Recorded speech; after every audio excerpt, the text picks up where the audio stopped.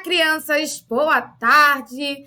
Vamos então a mais uma aula de português e produção textual. Então, deixa a preguiça de lado, larga o joguinho de lado e vamos começar. Lembrando que lá no meio da aula tem pergunta, hein? Eu quero saber aí quem está assistindo, quem está me enrolando, tá? Então, fiquem ligadinhos aí na aula. Essas perguntinhas estão valendo ponto de participação, tá? Então, dependendo da aula, pode ser que tenha uma pergunta, duas perguntas. Então, assistam até o final com muita atenção. Vamos lá? E hoje nós vamos falar sobre variações linguísticas. Olha que legal!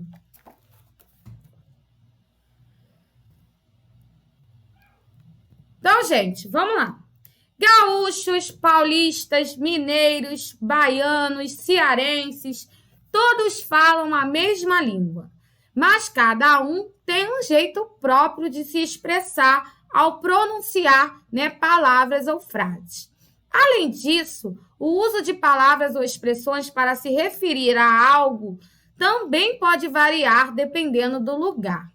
Por exemplo, em Curitiba, este objeto aí, que nós conhecemos como estojo, lá em Curitiba eles chamam de penal. Já em Maceió, essa brincadeira aí, que nós conhecemos, como amarelinha, eles chamam de avião.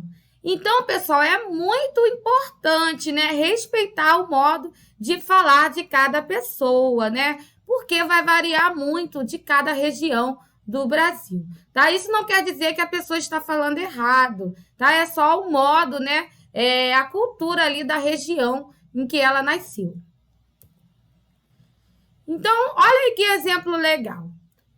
Um bom exemplo, de variação linguística é o modo como o pãozinho francês, é conhecido em diferentes lugares. Então, aqui, Rio Grande do Sul, eles chamam de cacetinho.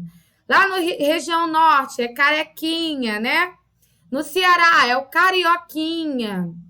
No interior do Nordeste, eles chamam de pão aguado. Aqui no Rio de Janeiro, a gente conhece como pão de sal, Ou pão francês. Não é assim? Então, muda, varia muito, ali, o modo de falar de cada região, como conhece as coisas, como conhece cada objeto, alimento. Então, isso aí varia bastante, tá bom? Então, os diferentes usos de algumas palavras e expressões da nossa língua, conforme a região, nós chamamos de variedades linguísticas geográficas, tá? Ou variação linguística geográfica, tá bom?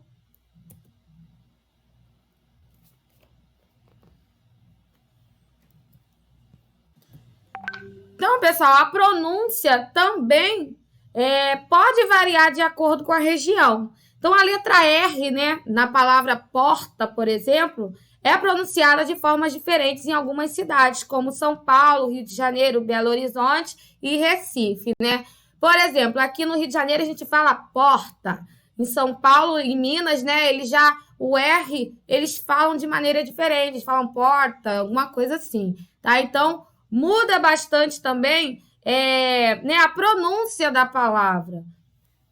E essa diferença de pronúncia nós chamamos de sotaque, tá?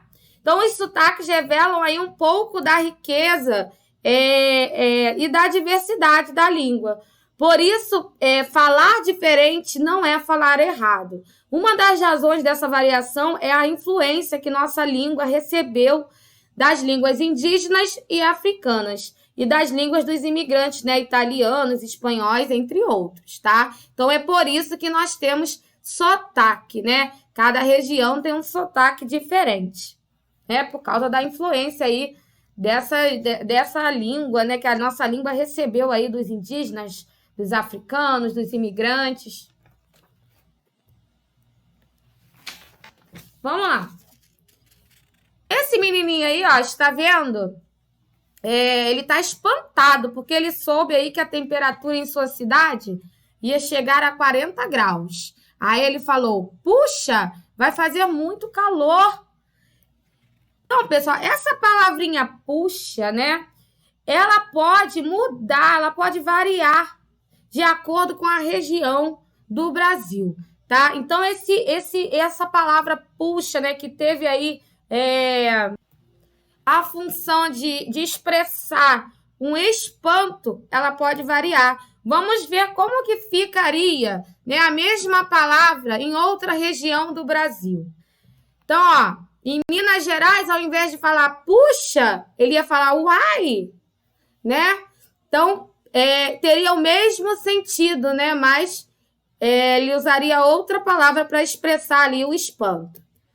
Na Bahia, oxe, né? No Rio de Janeiro, o pessoal fala muito, né? Caraca, vai fazer 40 graus. Em São Paulo, caramba, né? Esse caramba aí a gente também usa aqui no Rio, né? Às vezes. E no Rio Grande do Sul, ó, bah, vai fazer 40 graus. Agora, olha aí a perguntinha que eu falei, ó. Essa pergunta aí, eu quero que vocês me respondam no privado, tá? Não esqueçam. Como que você conhece esse alimento aí, né? Onde você mora? Como vocês chamam esse alimento aqui? Olha a foto dele aí, né? O nome dele pode variar de acordo com a região, né? Às vezes, seus pais nasceram em uma outra região do Brasil, né? Então, eles conhecem de outra forma. Quem nasceu no Rio de Janeiro conhece também com outro nome. Então, como você conhece? Fala para mim, lá no privado, hein? Vamos continuar. Vamos agora, produção textual, onde nós vamos falar aí sobre um gênero textual que vocês conhecem, que é o poema. Então, um poema é um texto que trabalha a linguagem de um modo especial. É escrito em versos organizados em estrofes e pode ou não apresentar rimas. Então, o poema ele não é obrigado a ter rimas para ser um poema, né? Olha aí um exemplo, um poema bem bonito que a tia colocou. Leiam comigo, vamos lá. Amor de mãe. É algo que ela sente que nem o mais inteligente consegue explicar. É experiência que ela vive, que nem a mais insensível consegue evitar. Surge tão de repente que a mais previdente se surpreenderá. Mostra-se tão complicado que nem mesmo inspirado consigo expressar. Toca profundo, tão profundo, que nada no mundo pode se igualar. É elo eterno tão forte, que nem mesmo a morte consegue quebrar.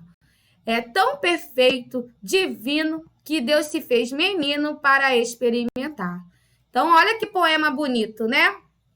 Eu quero mandar um beijinho aí para todas as mamães, para todas as vovós que assistem aí às aulas de português, tá bom?